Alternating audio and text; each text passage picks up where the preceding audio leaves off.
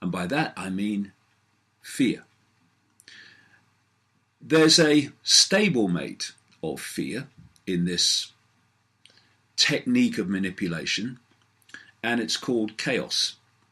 You put fear and chaos together, and you create a situation where people become open to A, being protected from what they've been manipulated to fear, and B, in a state of chaos, people are looking for order out of the chaos.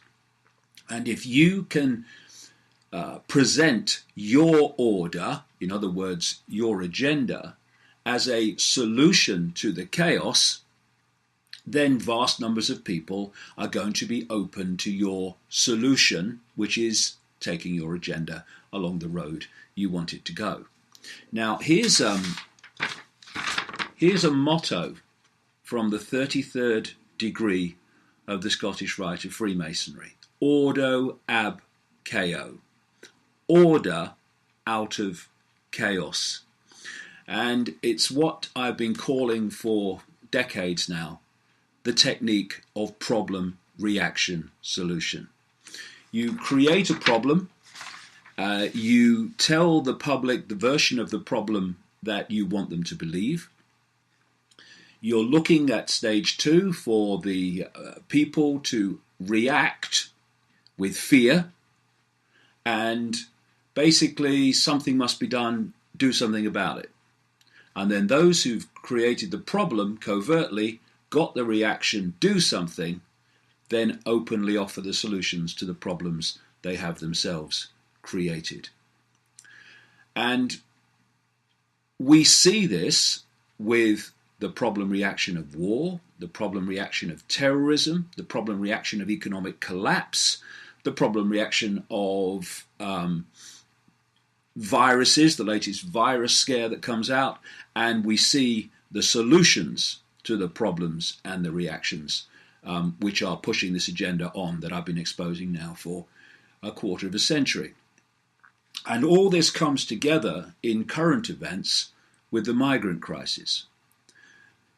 We are seeing every day horrific pictures of families and children who are fleeing war zones created by the very European Union, United States coalition, the countries of the so-called West in general, who have targeted country after country in the Middle East, created mayhem, fear, chaos, and the result of that chaos has been vast numbers of people heading out to Europe, crossing the sea in very, very dangerous conditions, and then walking through Europe.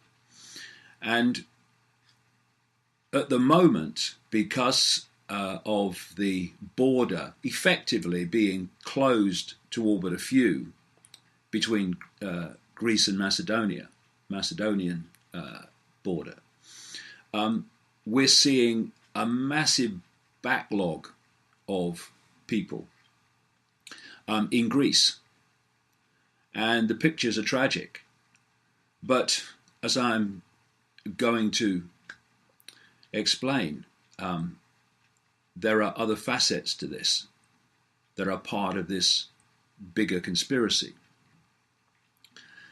It's kind of ironic that Greece, the so-called birthplace of democracy, is being devastated by a combination of EU and other externally instigated economic crises which have brought that country and its people to their knees.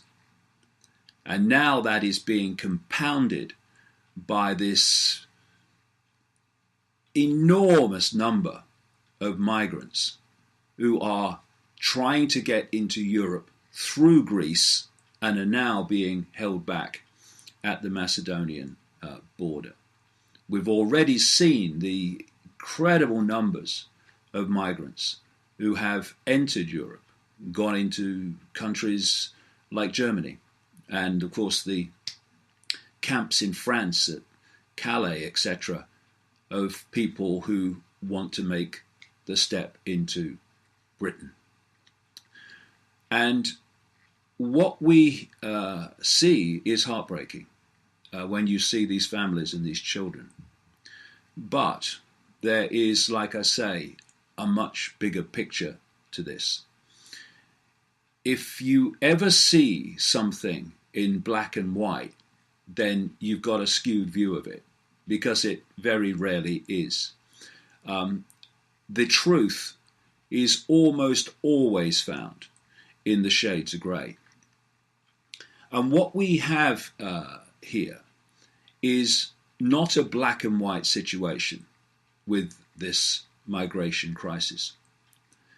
In there, you have genuine people who are fleeing wars and tyranny, most of which, almost all of which, are being created by the very Western countries that they are seeking to head into, and the West in general.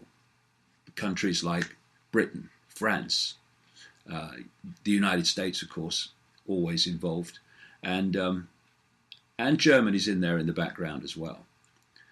And so we see these genuine migrants, and absolutely these refugees of war and tyranny should be absorbed into European communities. They should be given help, not least because the West in general is the cause of their problem, the genuine refugees.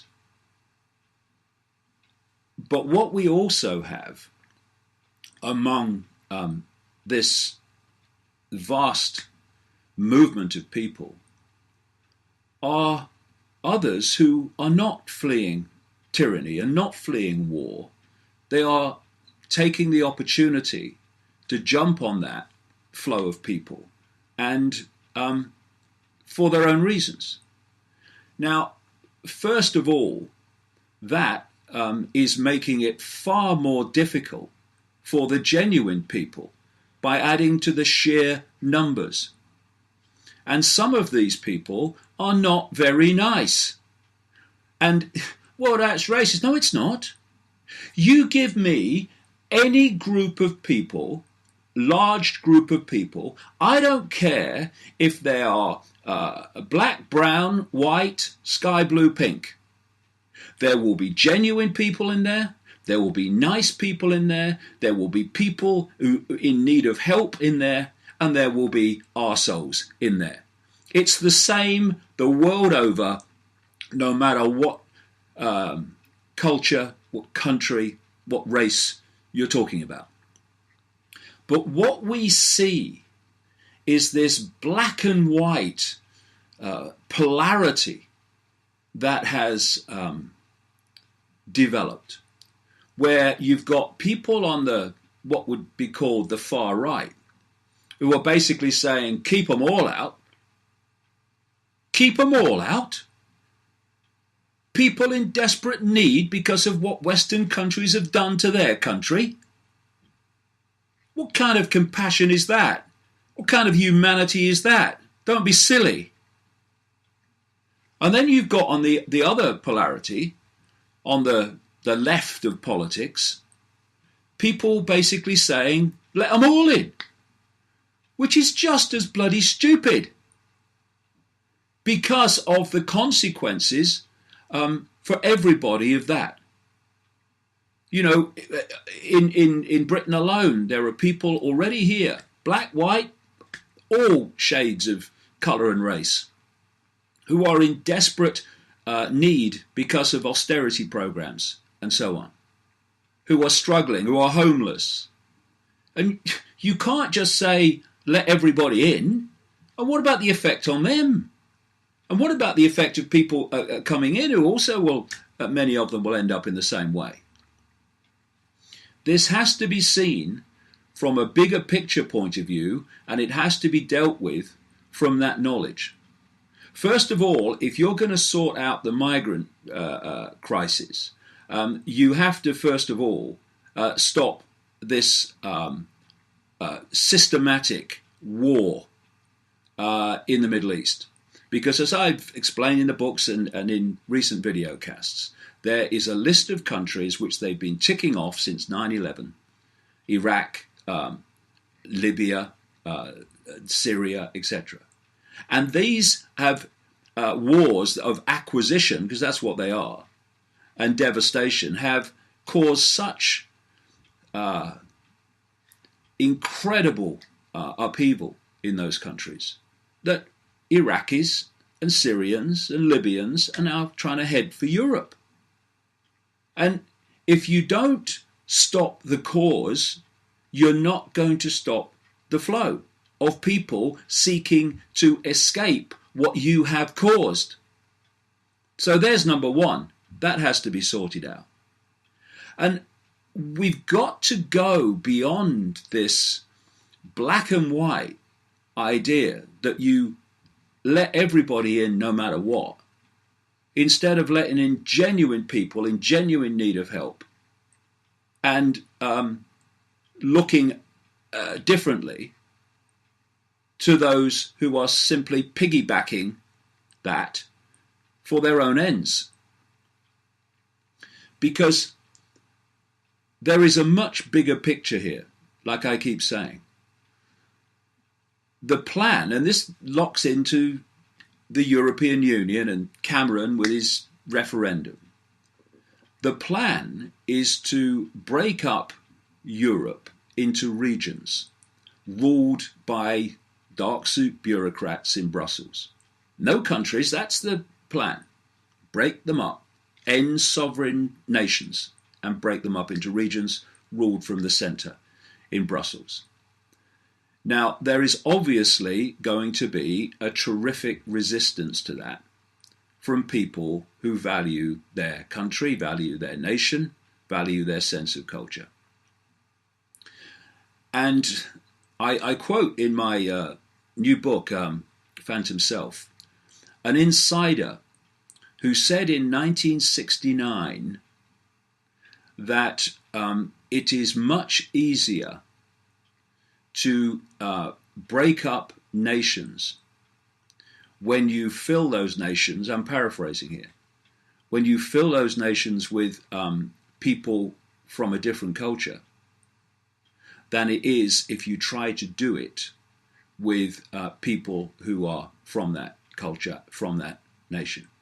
And so, this insider said, 1969, they were going to instigate massive immigration between cultures to break down the sense of nationhood, in effect, the sense of culture, so that those countries could be broken up and taken over by a much greater supranational force, i.e., in this case, the European Union.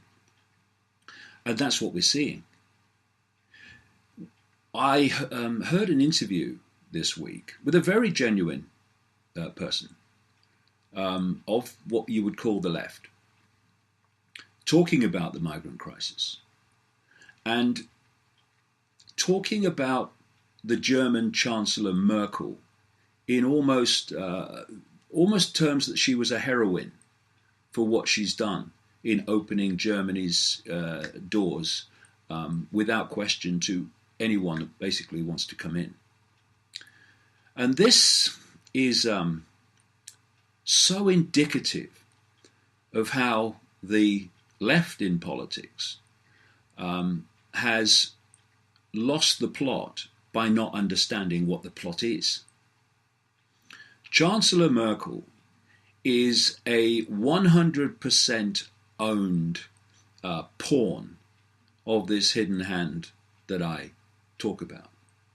And thus, when she does something, it's because the hidden hand has demanded it.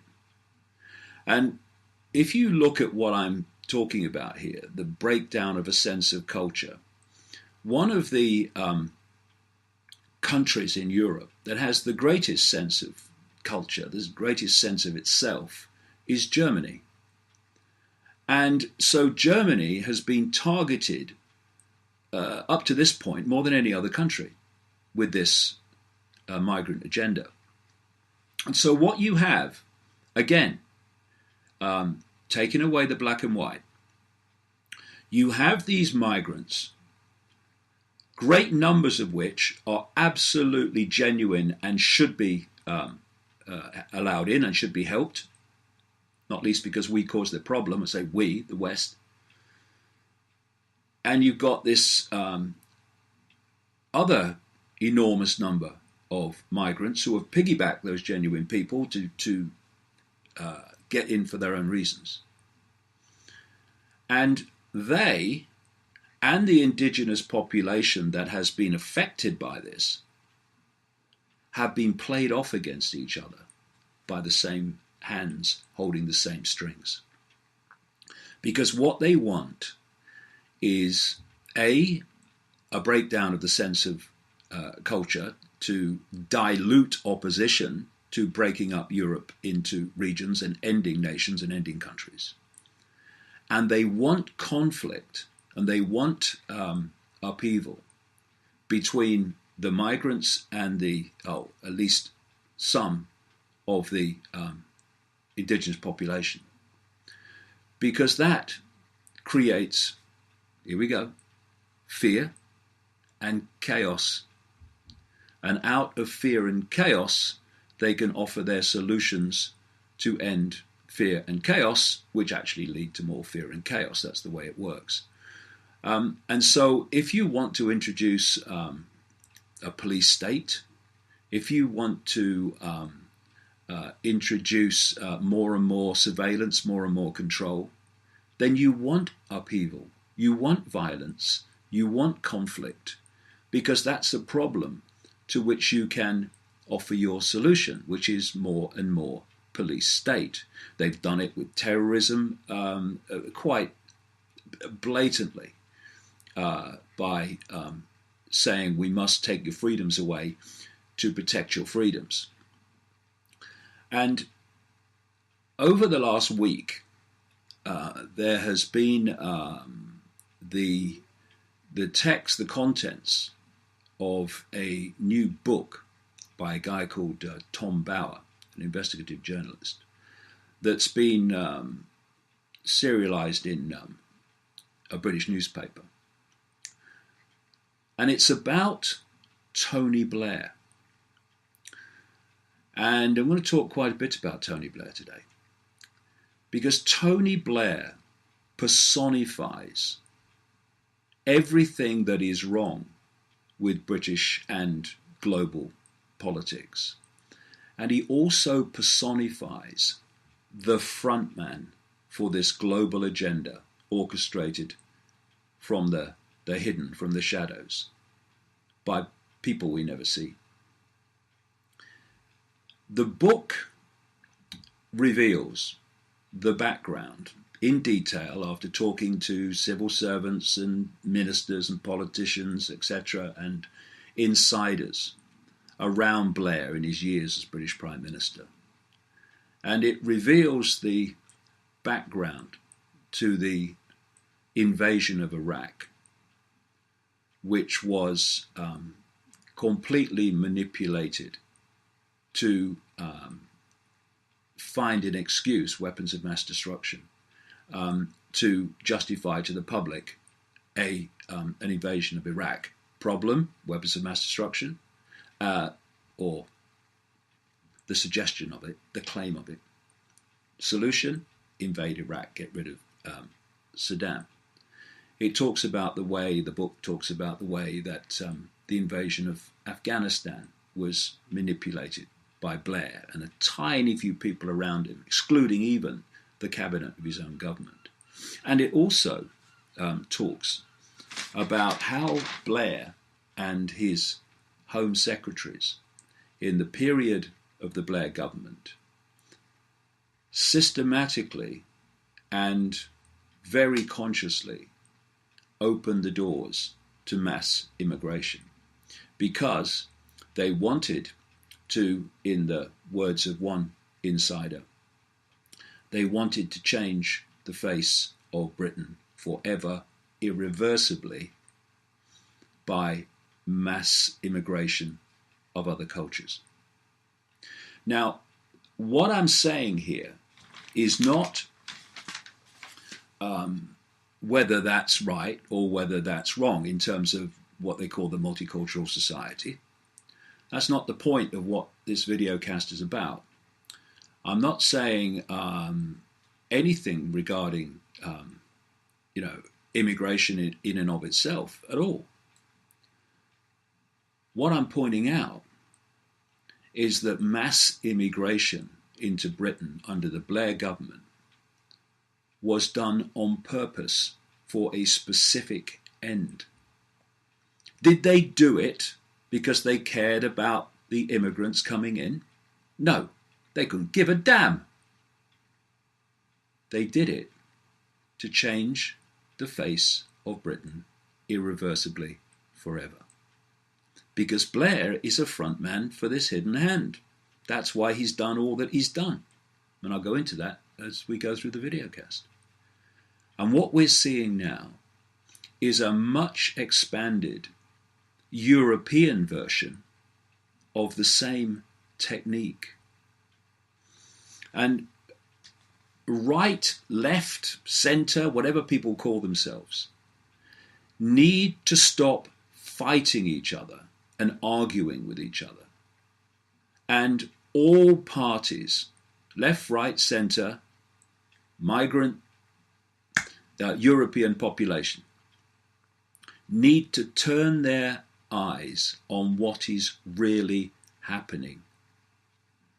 And that is that the migrants and the European population are both being used as pawns in a game that has massive implications for everybody. A game, an agenda that is designed to restructure Europe in its entirety and put it under the total control of a fascist communist, both the same if you are living under it, European Union. And that, again, should be in the minds of anyone when they come to vote in this EU referendum over whether Britain stays in or comes out.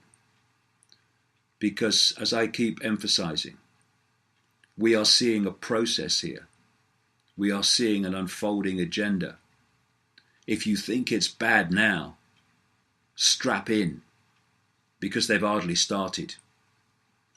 And if we go on seeing the world and events like the migrant crisis in purely black and white terms, without seeing its context in the greater scheme of manipulation, then we'll go on fighting each other and arguing with each other while the holders of the strings go on taking the world where they've long planned to take it.